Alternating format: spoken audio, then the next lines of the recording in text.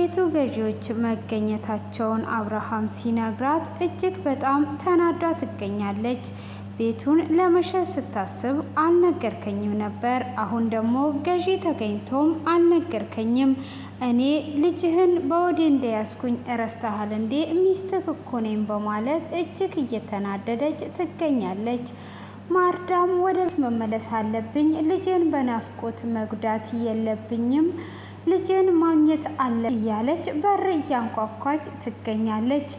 አብርሃምም እንግዲህ ቤቱ የሚገዛው ሰው ስላገኘ እጅግ በደስታ ባርኮንን ናና ቤቱን የሚገዛኝ ሰው ቀጥሮኛል እንሄድ ሲለው እሱም እጅግ ነበረ እየተናደደው። ባርኮን እንዴት ነው እንደዚህ የሚሆነው? በፍጹም እንደዚህ መሆን የለበትም፣ እኔ ነኝ መሸጥ ያለብኝ በማለት በሀሳብ ውስጥ ይገኛል። የልዩ እህት በማምለጧ ሲኖ ደውሎ ነግሮታል። ሲኖ ሲነግረውም እንዴት ነው አንተ ይሄ ሁሉ ሰውነት ተሸክመ የምታመልጥ በማለትም እጅግ ይናደዳል።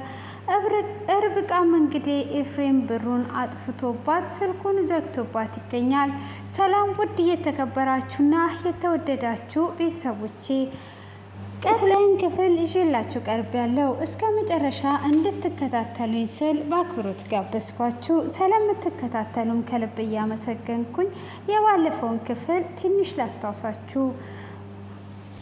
ማርዳ ልጄን በናፍቆት መጉዳት የለብኝም፣ ልጄን ማግኘት አለብኝ፣ ልጄ እኔን እየናፈኳት ልጄ መጎዳት የለባትም፣ ሄጄ በሩን አንኳኩቼ ያለውን ነገር ለልጄ ነግሬ ከልጄ ጋር ጊዜ ማሳለፍ አለብኝ በማለት ወደ ቤት እየተመለሰች ነበረ ክፍሉ የተጠናቀቀው።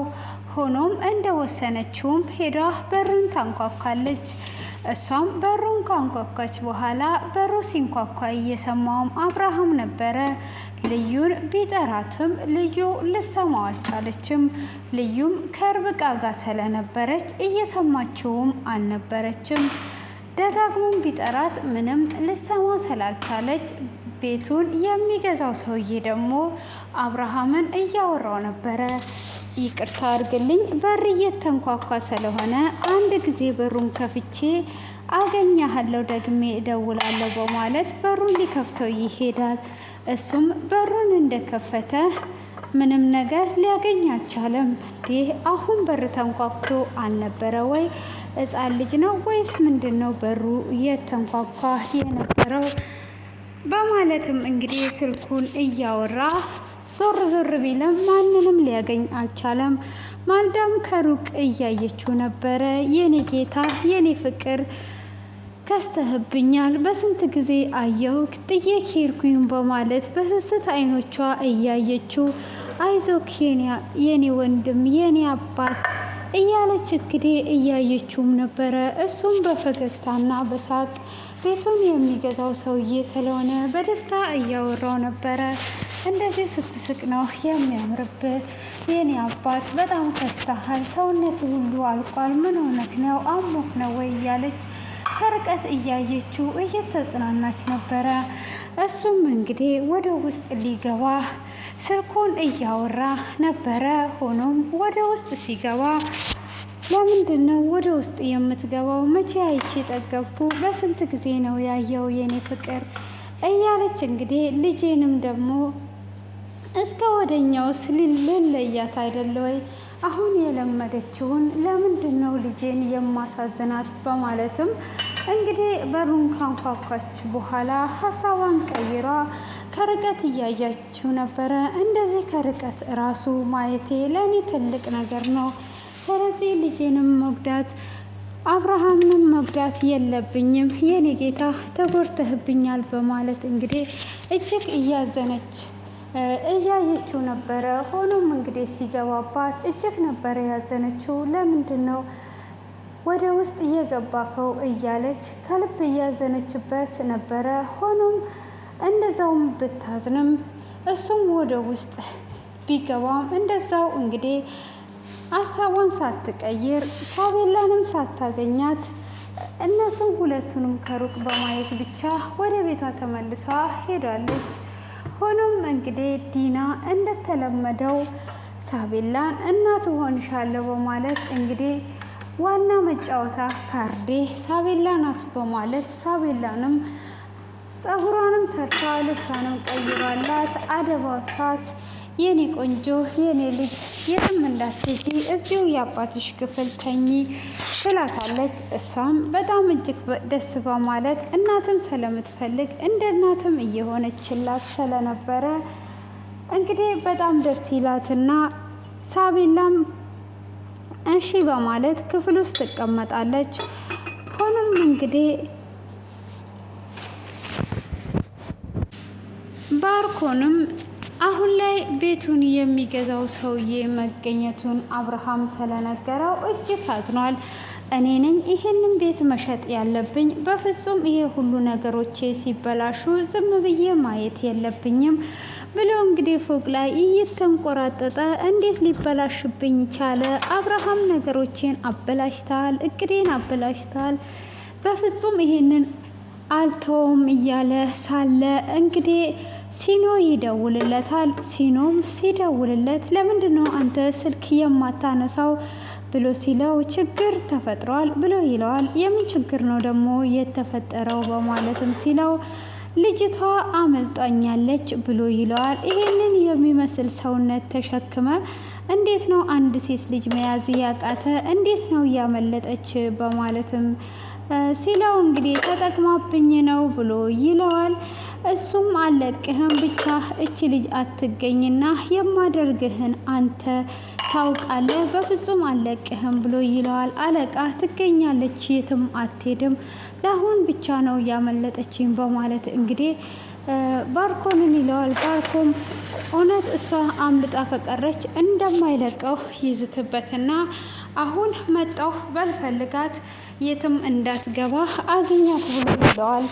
እሱም አለቃ ምንም ችግር የለውም እኔ አገኛታለሁ በማለት እንግዲህ ለባርኮም ከነገረው በኋላ የልዩም እህት እንግዲህ በሰውየው በማሳበብ ታመልጣለች። እሱም እንደ ርቀት እንደሸኛት በኋላ በጣም አመሰግናለሁ እስከዚህ ሰዓት ከሸኘኸኝ እኔ ሄዳለሁ በማለት ትሄዳለች። እጅግ አድርጌ አመሰግናለሁ ካለችው በኋላ አሁን ደግሞ ወደ ሀገሬ የምመለስበትን ብር ስጠኝ ብለው ይሄ ሼም ነው እንዴት ነው እንደዛ የምለው በማለትም እጅግ ታዝናለች።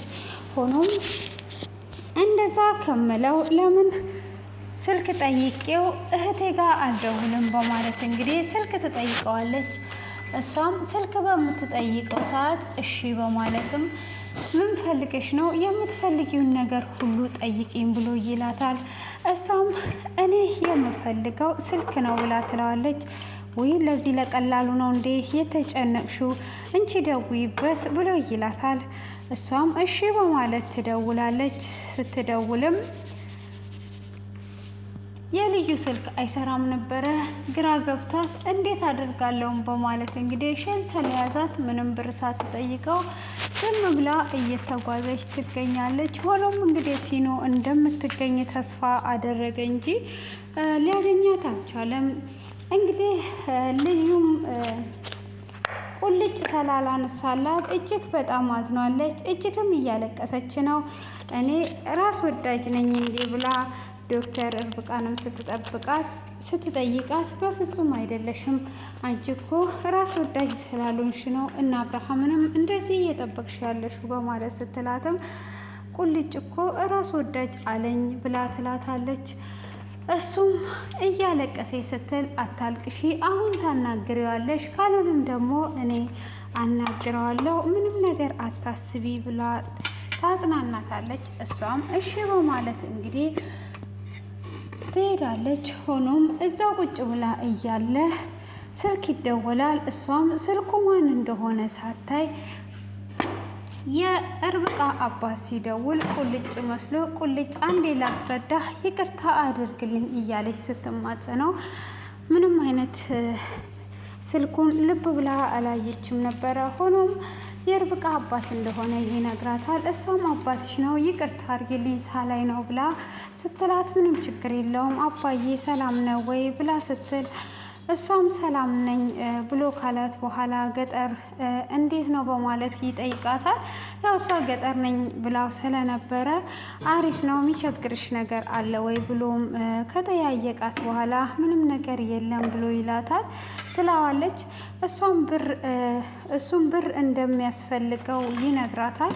አረ ምንም ችግር የለውም በማለትም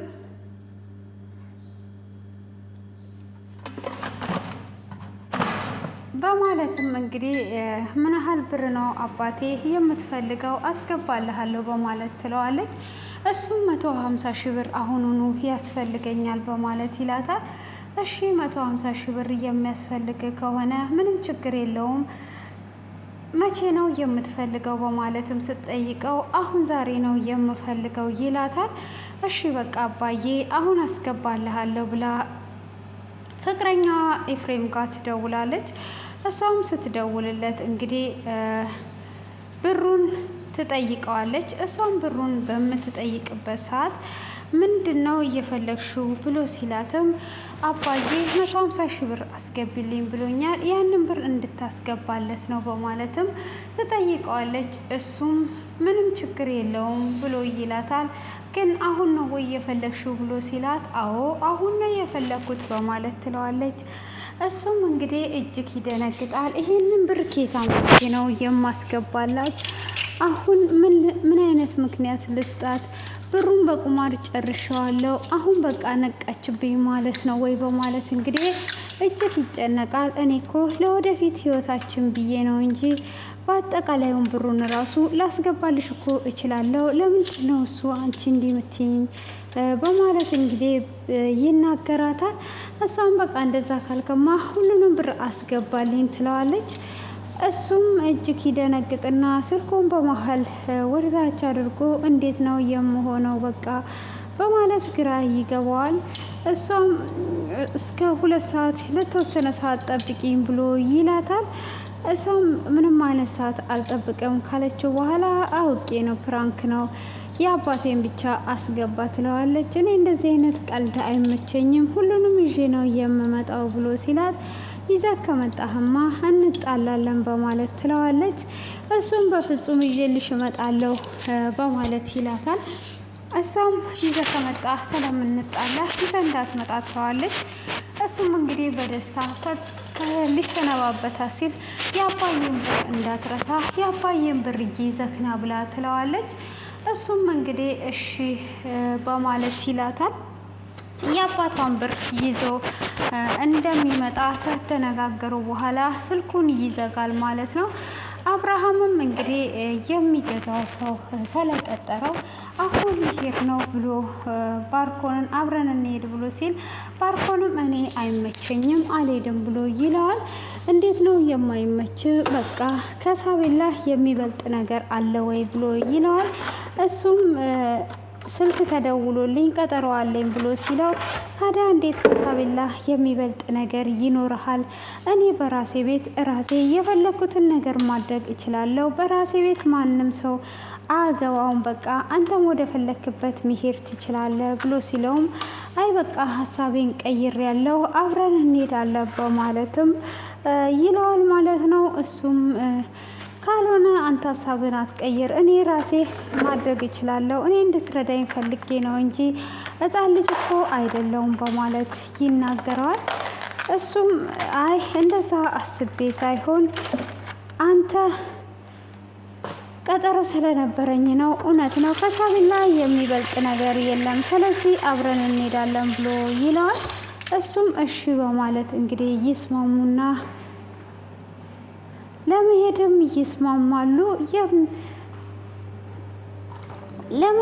ይስማማሉ። በዛ አይነት መልኩ እንግዲህ አብረው ይሄዳሉ። አብረው ከሄዱ በኋላ እዛ ጋር የምትገዛዋ ልጅ ስትቆይ መሄድ አለብን። የምትገዛዋ ልጅ እኛ እንደምንሸጥ ካወቀች ልታራክስብን ትችላለች ብሎ ሲለውም አንተ ግን ሰላም ነህ ወይ? ምን እየሆንክ ነው ያለኸው? ስለዚህ ችግር የለውም አንተ መሄድ ትችላለህ። እኔ ግን የልጄ ጉዳይ ስለሆነ እዚህ ጠብቂያት እሸጣለሁ ብሎ ይለዋል። ሆኖም እንግዲህ ዲናም እጅግ ተናዷለች። እንዴት መደሰት ሲገባሽ ትናደጃለች ሲላት ለምንድን ነው ያልነገርከኝ? ገዢ እንደተገኘ ልትሸጥም እንደሆነ ባትነግረኝም በማለት እንግዲህ እሷም እጅግ ተናዷለች። ባርኮንም ያሰበው ነገር ስላልተሳካለት በጣም ተናዶ እንግዲህ እየጠበቋት ይገኛሉ። ደላላው ጋም ደውሎ ሲጠይቀው አልመጣችም፣ ወዴት ሄዷ ነው ብሎ ይላል። እንግዲህ ልጅቷም ትደውልለትና እየመጣው ነው ያለሁት ብላ ትለዋለች። እየመጣው ነው በማለትም እንግዲህ ስትጠይቀው እሺ በቃ እንደዛ ከሆነ እንግዲህ ምንም ነገር ማድረጋችም የት ደርሰሻል ብሎ ሲላት ቦታውን ትነግረዋለች። ወደ ላይ ከመጣሽ እኛው ቆመን እየጠበቅንሽ ነው በማለት ይላታል። እሷም እሺ ጠብቁኝ በማለት እንግዲህ የጠበቋት እንዲመጡ ታደርጋለች። እሷም እንግዲህ ከመጣች በኋላ ሲያዩት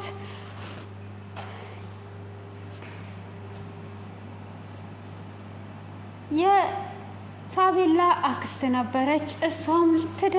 እሱም ይደነግጥና ሳሆሌ ምን ልትሆኚ ነው እየመጣሽው? ምን ፈልገሽ ነው እየመጣሽው ብሎ ሲላት ቤት ልገዛ አስቤ ነበረ።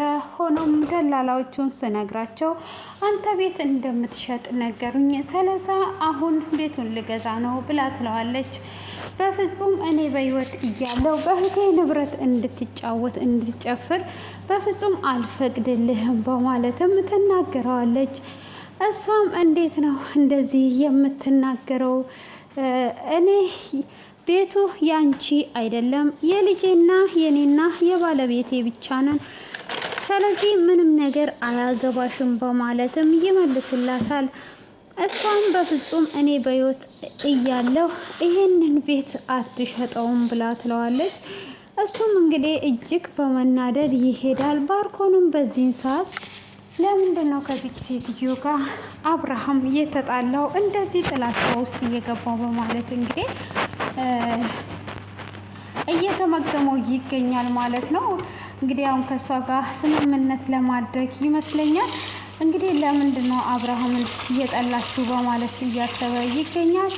ሆኖም እንግዲህ ሳቤላም ደግሞ እዛ መኝታ ክፍል እያለች ስልክ ይደወላል። እሷ እንግዲህ ዲና እንደ እናቴ ቀረበችኝ በማለት እማዬ እናቴ ስልክ ተደውሎልሻል ብላ ስትሄድ እሷም እጅግ አድርጓ ትሰድባታለች። አንቺ የምን እናትሽ ናት? እናትሽ የታለች? የአንቺ እናት ምንድን ናት? በማለት እናትሽን ሄደሽ ፈልጊ፣ እኔ ስለ እናትሽ አላቅልሽም በማለት ሰድባታለች። ሳቤላም እጅግ በጣም ታዝንና እያለቀሰች ወደ ክፍላ ትሄድና ክፍላን ትቆልፈዋለች። ክፍላንም ተቆለፈች በኋላ እንግዲህ ዲና ከተናደደች በኋላ ትንሽ ከቀዘቀዘላት በኋላ ታስባለች። እሷም እንግዲህ ካሰበች በኋላ እንዴት ነው ሳቤላን እንደዛ የተናገርኳት? በፍጹም ሳቤላን እንደዛ መናገር አልነበረብኝም። ሳቤላ ማለት ካርዴ ናት። እንዴት ነው እንደዛ የምናገራት? ስለዚህ ሄጄ ላባብላትልና ይቅርታ ለመጠየቅ ትገባለች። ስትገባም እንግዲህ ሳቤላ በሩን ቆልፋው ነበረ። እሷም በሩን ቆልፋ ባለችበት እንዴ ከመቼ ጀምሮ ነው ሳቤላ በር መቆለፍ እየጀመረችው? እንዴትስ ነው በሯን የቆለፈችው? በማለት እንግዲህ ለምንድን ነው በርሽን እየቆለፍሽው? አኩርፈሽ ነው? ይቅርታ አድርጊልኝ ተናድጄ ነው ብላ ትላታለች። እንግዲህ ሳቤላም እጅግ በጣም ስለተናደደች አልከፈተችላትም ነበረ በሩን። እሷም በሩን ስላልከፈተችላት እንግዲህ ብትለምናትም ይቅርታ አድርጊልኝ የፈለግሽውን ነገር እቀጣልሻለሁ ብላ ትላታለች። እሷም እምቢ ትላለች። እንግዲህ ንጹም ምግብ ትሰራላትና ምግብ ይዛ ስትመጣ በሩ ተቆልፏል። ምን ሆነሽ ነው ሳቤላዬ የኔ እርግብ ክፈችልኝ ብላ ትላለች። እሷም ደስ ብላት በሩን ትከፍትላታለች። በሩንም ከከፈተችላት በኋላ አይኖቿን ስታይ እጅግ ከፍቷታል። ሳቤላዬ ምን ሆነሽ ነው ብላ ስትላት ዲና ናፍቃኛለች፣ ዲና ጋር እንድትወስጂኝ እፈልጋለሁ፣ እናቴ ሞታለች ወይ በማለት ስትል አልሞተችም፣ ካዲያ የት ነው ያለችው ብላ ስትጠይቃትም እንግዲህ ያለችበት ቦታ አላቅም ግን አገናኝሻለሁ ብላ ትላታለች። ታዲያ ቦታውን ሳታቂ ነው ወይ የምታገናኝኝ? እንድታገናኝኝ እፈልጋለሁ። እኔ እናቴ ናፍቆኛለች፣ ዲና በየጊዜው ትቀያየርብኛለች በማለት ትላታለች። እሷም ችግር የለውም አገናኝሻለሁ ብትላትም እንግዲህ አሁኑኑ ካላገናኘሽኝ ወይም ደግሞ ያለችበት ካልነገርሽኝ ስትላት እሷም እያለቀሰች እንግዲህ ትተዋታለች ማለት ነው። እሷም አኩርፋውንም በሩን ስትዘጋ በፍጹም እንደዛ ማድረግ የለብሽም በማለት እንግዲህ ትናገራታለች ማለት ነው።